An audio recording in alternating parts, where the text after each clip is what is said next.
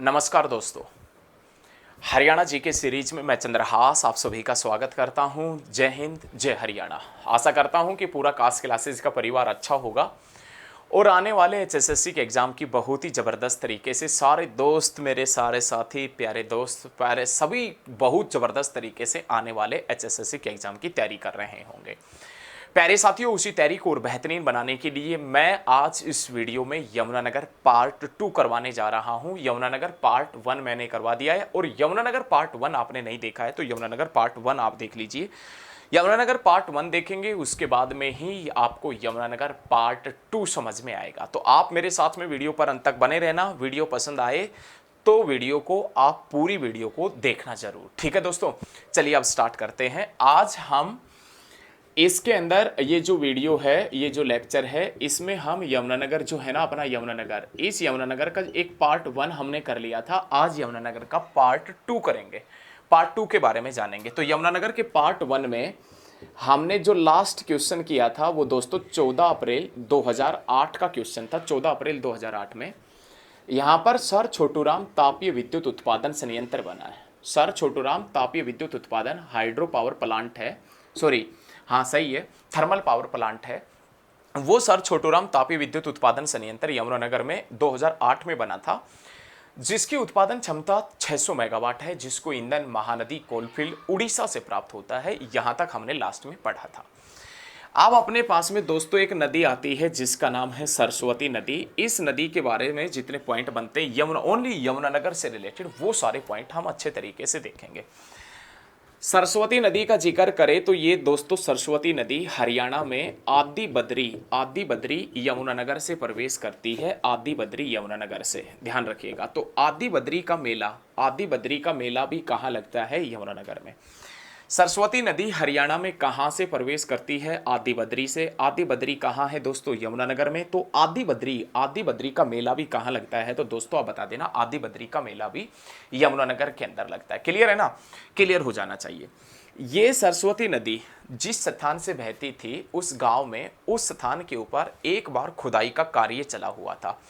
और जब खुदाई का कार्य चला हुआ था तो लोग जब खुदाई कर रहे थे तो वहां से सरस्वती नदी के कुछ पानी के चैनल मिले, मतलब नीचे से पानी बहता हुआ दिखाई दिया। उसके बाद में ये खबर सॉरी भैया, उसके बाद में ये खबर हरियाणा पुरातत्व विभाग वालों के पास में पहुंचाई गई। सॉरी। और जब हरियाणा पुरातत्व विभाग वालों ने सरस्वती नदी का मैप उठाया तो उनको पता चला कि यहां से तो प्राचीन समय में सरस्वती नदी बहती थी।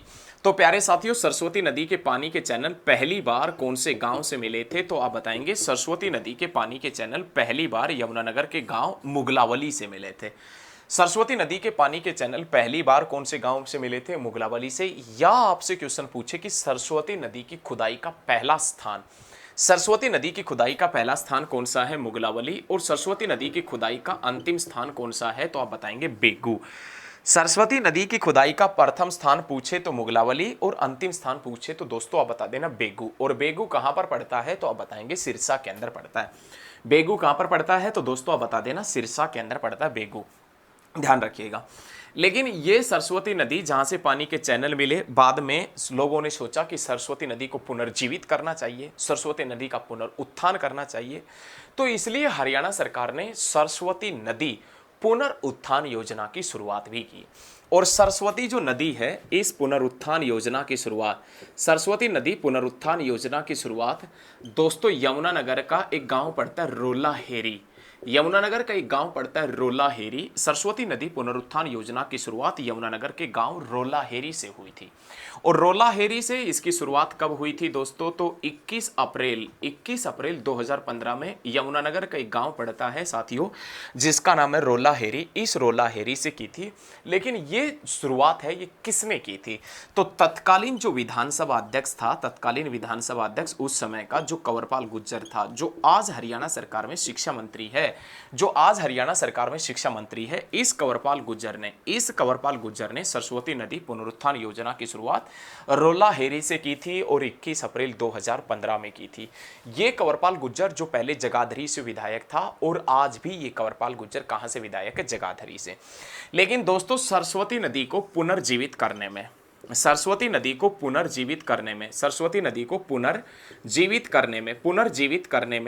महत्वपूर्ण भूमिका निभाने वाले दर्शन लाल जैन थे। सरस्वती नदी को पुनर्जीवित करने में महत्वपूर्ण भूमिका निभाने वाले दर्शन लाल जैन का संबंध कहां से रहा है? तो दोस्तों आप बता देना, यमुनानगर से रहा है, यमुनानगर से। लेकिन प्यारे साथियों, सरस्वती हेरिटेज बोर्ड भी है और सरस्वती जो विकास बोर्ड है, सरस्वती जो डेवलपमेंट बोर्ड है, उस सरस्वती डेवलपमेंट बोर्ड का अध्यक्ष हरियाणा का जो भी मुख्यमंत्री होता है वो रहेगा। और सरस्वती जो डेवलपमेंट बोर्ड है, सरस्वती जो हेरिटेज विकास बोर्ड है, उसका उपाध्यक्ष कौन है दोस्तों? तो उसका उपाध्यक्ष कौन है? तो घुमन सिंह किरमच, ये ध्यान रखिएगा, घुमन सिंह किरमच है, ये सरस्वती विकास बोर्ड का उपाध्यक्ष है वर्तमान में। घुमन सिंह किरमच ये सरस्वती विकास बोर्ड है, उसका उपाध्यक्ष है। ठीक है, किसी प्रकार का कोई डाउट आपके मन में, आपके दिल और दिमाग में नहीं रहना चाहिए। किसी भी प्रकार का, सारे डाउट आपके मन से क्लियर हो जाने चाहिए। किसी भी प्रकार का कोई डाउट आपके मन में ख्याल किसी भी प्रकार का ना आए। बहुत शानदार पढ़ेंगे, आप वीडियो को अंत तक जरूर देखना। इसके बाद में दोस्तों अब हम जिक्र करेंगे यमुनानगर के प्रमुख मंदिरों का, फिर मेलों का, फिर गुरुद्वारों का, फिर पर्यटन स्थलों का, कहां कहां से कौन सा अभिलेख मिला है, ये सारी चीजें आज हम इस वीडियो के अंदर पढ़ेंगे। तो आप मेरे साथ में अंत तक बने रहना। देखो नेक्स्ट क्वेश्चन, देखो ये नेक्स्ट क्वेश्चन का यदि दोस्तों जिक्र करें तो अपने पास में यमुनानगर के अंदर दोस्तों एक मंदिर आता है जिसका नाम है लक्कड़हारा मंदिर। लक्कड़हारा मंदिर हरियाणा में कहाँ है? तो दोस्तों आप बता देना, लक्कड़हारा मंदिर अपने पास में यमुनानगर में है, यमुनानगर में। और ये जो लक्कड़हारा मंदिर है ना दोस्तों, ये उड़ीसा का एक मंदिर पड़ता है, उड़ीसा का कोणार्क मंदिर। उड़ीसा का दोस्तों एक मंदिर पड़ता है जिसका नाम है कोणार्क मंदिर। और उड़ीसा के कोणार्क मंदिर की तर्ज पर, उड़ीसा के कोणार्क मंदिर की तर्ज पर ही बना है हरियाणा के अंदर लक्कड़हारा मंदिर। उड़ीसा का जो कोणार्क मंदिर है ये कौन से देवता को समर्पित है? तो दोस्तों आप बता देना, ये मंदिर सूर्य देवता को समर्पित है, भगवान सूर्य को समर्पित है। और उसी कोणार्क मंदिर की तर्ज पर हरियाणा में एक मंदिर बना है जिसका नाम लक्कड़हारा मंदिर है। और इसके कारण ही हरियाणा का कोणार्क मंदिर भी किसे कहा जाता है? तो लक्कड़हारा मंदिर को कहा जाता है। उसके बाद में दोस्तों अपने पास में नाम आता है पंचमुखी हनुमान मंदिर। पंचमुखी हनुमान मंदिर। और पंचमुखी हनुमान मंदिर का जिक्र किया जाए तो यह पंचमुखी हनुमान मंदिर कहाँ है? तो दोस्तों आप बता देना, बिलासपुर में पड़ता है, बिलासपुर। पंचमुखी हनुमान मंदिर बिलासपुर में पड़ता है। उसके बाद में अपने पास में नाम आता है दोस्तों चिट्ठा हनुमान मंदिर। बहुत शानदार क्वेश्चन है, चिट्ठा हनुमान मंदिर। ये जो चिट्ठा हनुमान मंदिर है ना, चिट्ठा हनुमान मंदिर, इस मंदिर में हनुमान जी की श्वेत प्रतिमा है। इस मंदिर में हनुमान जी की श्वेत प्रतिमा। चिट्ठा हनुमान मंदिर यदि पूछा जाए आपसे कि चिट्ठा हनुमान मंदिर कहाँ है, तो आप बताएंगे चिट्ठा हनुमान मंदिर पड़ता है दोस्तों यमुनानगर में पड़ता है। और इस मंदिर की विशेषता क्या है? क्योंकि इस मंदिर में प्यारे साथियों हनुमान जी की कैसी प्रतिमा है? तो आप बताएंगे श्वेत प्रतिमा इस मंदिर के अंदर है। उसके बाद में दोस्तों अपने पास में नाम आता है, यहां पर एक मंदिर पड़ता है जिसका नाम है ठाकुर द्वारा भगवान परशुराम मंदिर। ठाकुर द्वारा जो भगवान परशुराम मंदिर है उसका नाम आता है ठाकुर द्वारा भगवान परशुराम मंदिर है ना, सॉरी ठाकुर, ये तो रोहतक में अपने यहाँ पर जो मंदिर आता है उसमें नाम आता है भगवान परशुराम सर्वधर्म मंदिर। भाई बहुत अच्छा क्वेश्चन है, भगवान परशुराम सर्वधर्म मंदिर कहाँ है? तो दोस्तों आप बता देना यमुनानगर में। भगवान परशुराम से रिलेटेड सर्वधर्म मंदिर पूछे तो आप बताएंगे यमुनानगर में। ठाकुर द्वारा भगवान परशुराम मंदिर पूछे तो आप बताएंगे रोहतक में। ठाकुर द्वारा भगवान परशुराम मंदिर कहाँ है? रोहतक में। और पूरे भारत का इकलौता भगवान परशुराम का मंदिर पूछे तो दोस्तों जींद में है। पूरे भारत का इकलौता भगवान परशुराम मंदिर पूछे तो जींद में है। ठाकुर द्वारा भगवान परशुराम मंदिर पूछे तो रोहतक में है। और भगवान परशुराम सर्वधर्म मंदिर पूछे तो यमुनानगर में है। उसके बाद में दोस्तों यहां पर अपने पास में कपाल मोचन अथवा गोपाल मोचन अथवा जो गोपाल मोचन है ना, कपाल मोचन अथवा गोपाल मोचन का मेला भी लगता है। कपाल मोचन अथवा गोपाल मोचन का मेला दोस्तों कहाँ लगता है, तो आप बताएंगे यमुनानगर में।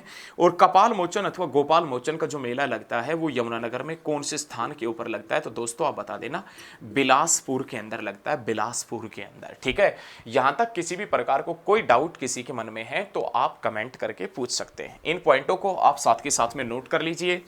बहुत ज़बरदस्त तरीके से हम पढ़ रहे हैं, इससे ज़बरदस्त आपको हरियाणा जी के कहीं पर भी देखने को नहीं मिलेगी।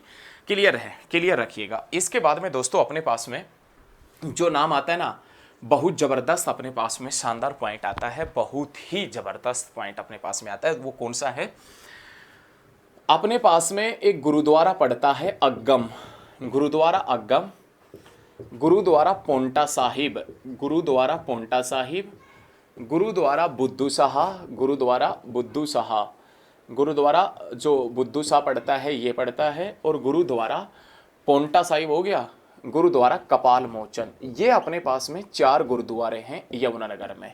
गुरुद्वारा कपाल मोचन कहाँ है, तो प्यारे साथियों बता देना यमुनानगर में। गुरुद्वारा बुद्धू शाह कहाँ है, यमुनानगर में। गुरुद्वारा पोंटा साहिब कहाँ है, तो आप बताएंगे यमुनानगर में। और गुरुद्वारा अग्गम कहाँ है, तो दोस्तों आप बताएंगे यमुनानगर में। उसके बाद में दोस्तों अपने पास में नाम आता है बूढ़िया का, बूढ़िया का। ये बूढ़िया ना दोस्तों, ये बूढ़िया एक स्थान पड़ता है, और ये स्थान कहाँ पर पड़ता है, तो आप बताएंगे यमुनानगर में, यमुनानगर में। बहुत बढ़िया क्वेश्चन है। बूढ़िया नामक जो स्थान पड़ता है ये यमुनानगर में पड़ता है, लेकिन दोस्तों पहले ये बूढ़िया एक रियासत हुआ करती थी। बूढ़िया नामक स्थान है वो कहाँ पर पड़ता है, अंबाला में। लेकिन प्यारे दोस्तों पहले ये बूढ़िया एक रियासत हुआ करती थी, और इस बूढ़िया रियासत की स्थापना, ये जो बूढ़िया है इस रियासत की स्थापना भंगी भीसल के सरदार नानहू सिंह ने की थी, नानहू सिंह ने की थी, भंगी भीसल के सरदार नानहू सिंह ने की थी।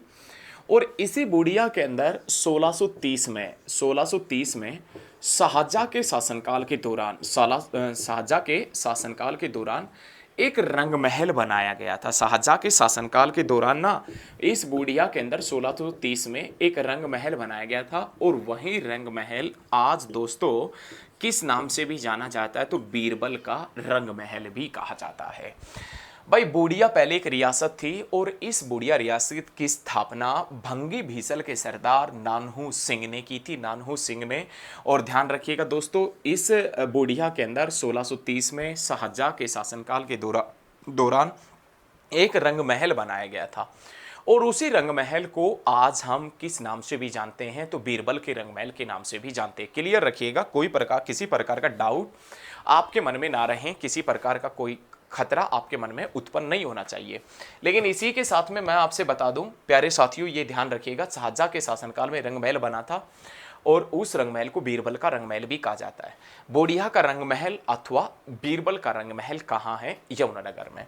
लेकिन ये जो दोस्तों बूढ़िया है ना, यहाँ से 5000 वर्ष पुराना, 5000 वर्ष पुराना है एक दिगंबर जैन मंदिर भी मिला है। 5000 वर्ष पुराना दिगंबर जो जैन मंदिर मिला है प्यारे साथियों, दिगंबर जैन मंदिर 5000 वर्ष पुराना है। वो कहाँ से मिला है, तो आप बताएंगे बूढ़िया से। 5000 वर्ष पुराना दिगंबर जैन मंदिर कहाँ से मिला है, तो प्यारे साथियों आप बता देना दिगंबर जैन मंदिर है वो बूढ़िया से मिला है, 5000 वर्ष पुराना है। उसके बाद में अपने पास में नाम आता है दोस्तों कुनिंदगण का, कुनिंदगण का नाम आता है अपने पास में। किसका नाम आता है, तो कुनिंदगण का नाम आता है। कुनिंदगण का ये कुनिंदगण कह दे या हम कुनिंद समुदाय कह दे, बात एक ही है।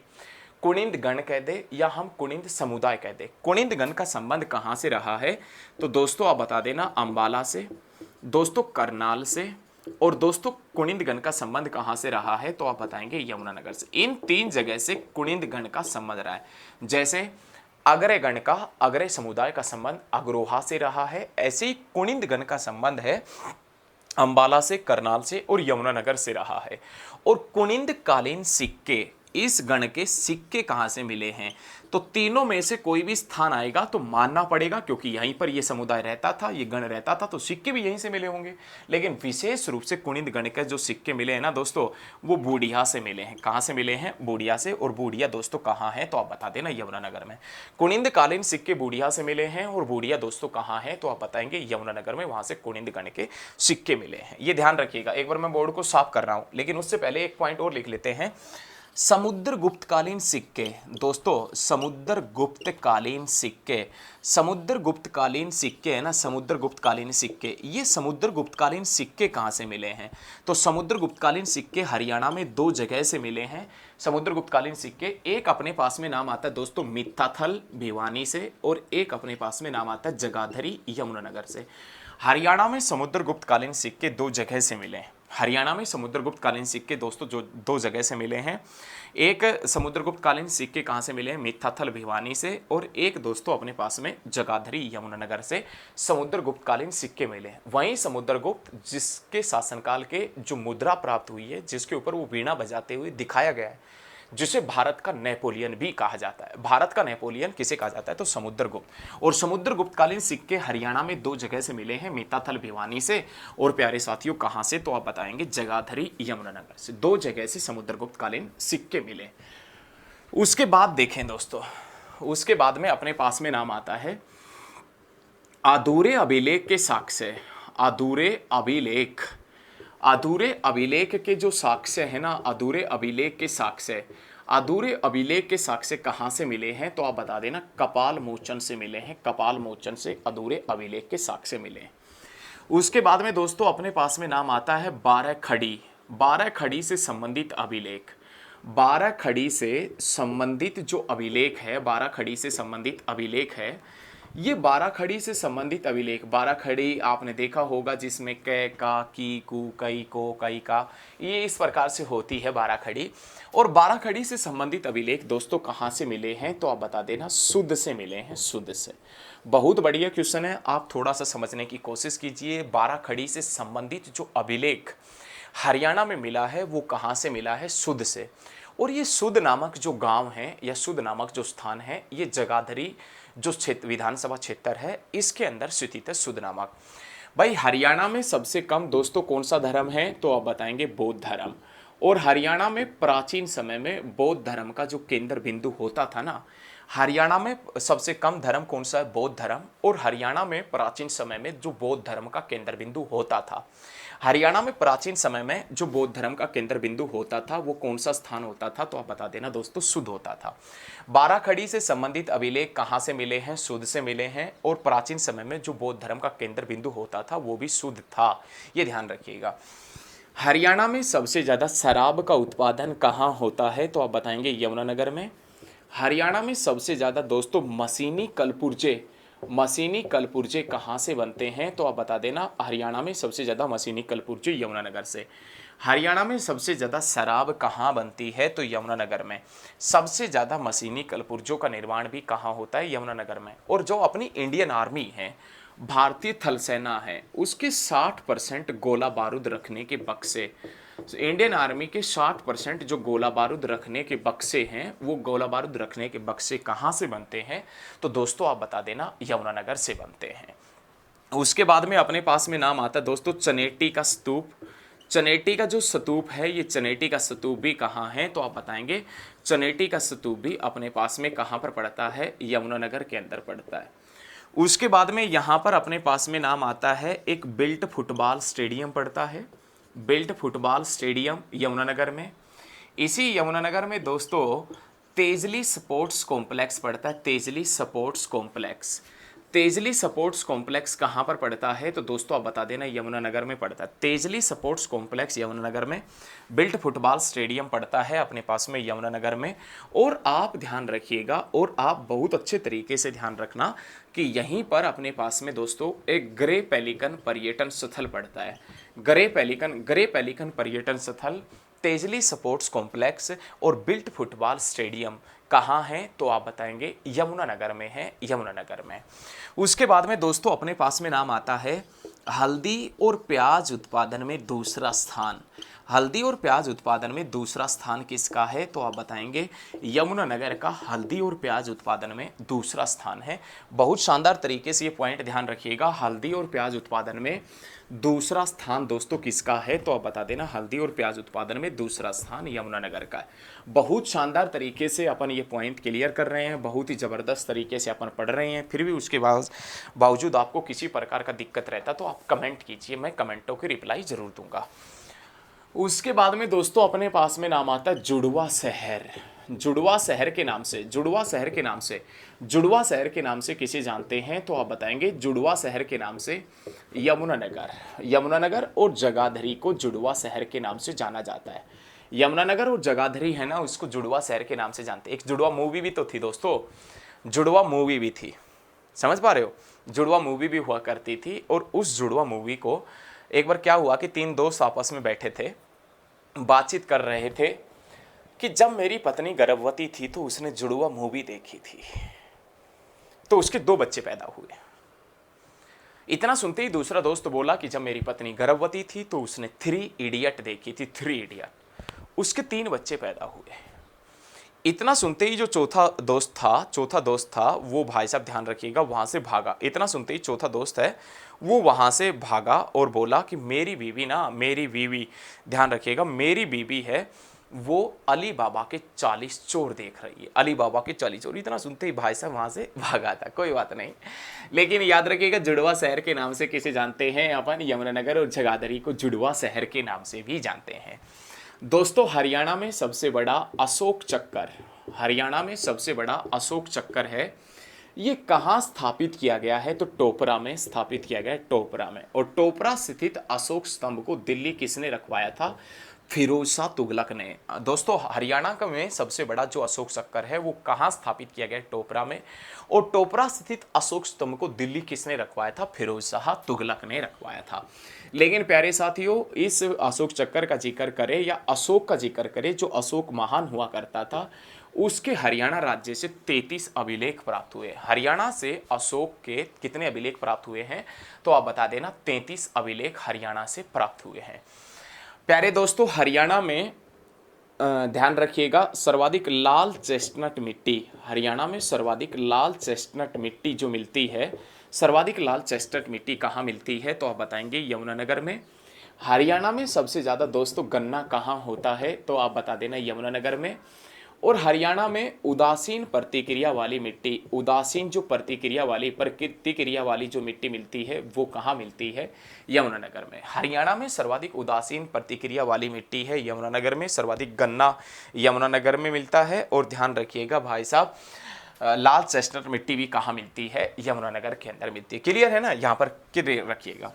यमुनानगर से एक मूर्ति प्राप्त हुई है, एक मूर्ति प्राप्त हुई है जिसमें कुछ संगीतकार बैलगाड़ी के ऊपर बैठे हैं। बैलगाड़ी पर बैठे कुछ संगीतकार दर्शाए गए हैं। तो आप ध्यान रखिएगा, कुछ संगीतकार जो बैलगाड़ी के ऊपर बैठे हैं उनसे रिलेटेड मूर्ति कहाँ से प्राप्त हुई है? तो प्यारे दोस्तों आप बता देना यमुनानगर से प्राप्त हुई है। अब अपने पास में यमुनानगर के दोस्तों जो प्रमुख व्यक्ति आते हैं ना, यमुनानगर के मेजर इंपॉर्टेंट पर्सन हैं, यमुनानगर के जो प्रमुख व्यक्ति हैं हम उनके बारे में जिक्र करेंगे, उनसे रिलेटेड पॉइंट पढ़ेंगे। तो यमुनानगर के दोस्तों प्रमुख व्यक्तियों का जिक्र किया जाए तो यमुनानगर के प्रमुख व्यक्तियों में सबसे पहले अपने पास में नाम आता है कंवरपाल गुर्जर का। कंवरपाल गुर्जर वर्तमान में हरियाणा सरकार के अंदर जो शिक्षा मंत्री है वो कंवरपाल गुर्जर, जो जगाधरी से विधायक है वो कंवरपाल गुर्जर, जो हरियाणा सरकार में वन मंत्री है, जो हरियाणा सरकार में पर्यटन मंत्री है। तो हरियाणा सरकार का शिक्षा मंत्री, वन मंत्री और पर्यटन मंत्री कंवरपाल गुर्जर जो कहाँ का रहने वाला है? तो आप बताएंगे दोस्तों यमुनानगर के जगाधरी से विधायक है। उसके बाद में प्यारे साथियों हम जिक्र करेंगे, बहुत शानदार तरीके से अपन पढ़ेंगे। इसके बारे में जिक्र करें तो अपने पास में नाम आता है सुनील दत्त। सुनील दत्त संजय दत्त का फादर है सुनील दत्त जिसका संबंध अभिनय से है। और ये सुनील दत्त दोस्तों कहाँ से है? तो आप बताएंगे यमुनानगर से है सुनील दत्त, जिसका संबंध किससे है? अभिनय से। क्लियर है ना? किसी प्रकार का कोई डाउट आपके मन में, आपके दिल में नहीं रहना चाहिए। सुनील दत्त जिसका संबंध यमुनानगर से है और उसके बेटे का नाम संजय दत्त है। और संजय दत्त हरियाणा में नशा भगाओ बेटा बचाओ अभियान का ब्रांड एम्बेसडर भी है। नशा भगाओ बेटा बचाओ अभियान की शुरुआत सिरसा से हुई थी और उसका ब्रांड एम्बेसडर संजय दत्त है, जिसकी माता का नाम नरगिस दत्त है। और राज्यसभा में चुनी जाने वाली जो पहली अभिनेत्री है, राज्यसभा में चुनी जाने वाली पहली अभिनेत्री जिसका नाम क्या है, तो आप बताएंगे नरगिस दत्त है। लेकिन सुनील दत्त जिसका संबंध अभिनय से है, यमुनानगर से। उसके बाद में दोस्तों अपने पास में नाम आता है वेद गांधी। वेद गांधी, इस वेद गांधी का संबंध भी अभिनय से है और दादा साहेब फाल्के पुरस्कार प्राप्त करता, दादा साहेब फाल्के पुरस्कार प्राप्त करता वेद गांधी, जो कहाँ से है, यमुनानगर से। और इस वेद गांधी को दादा साहब फाल्के पुरस्कार कब मिला था, तो दोस्तों आप बता देना 2003 में मिला था। भारतीय सिनेमा के अंदर जो सर्वोच्च पुरस्कार दिया जाता है उसका नाम दादा साहब फाल्के पुरस्कार है और इस दादा साहेब फाल्के पुरस्कार की शुरुआत 1969 के अंदर हुई थी, ये ध्यान रखिएगा। और वेद गांधी को कब मिला था, 2003 में मिला था।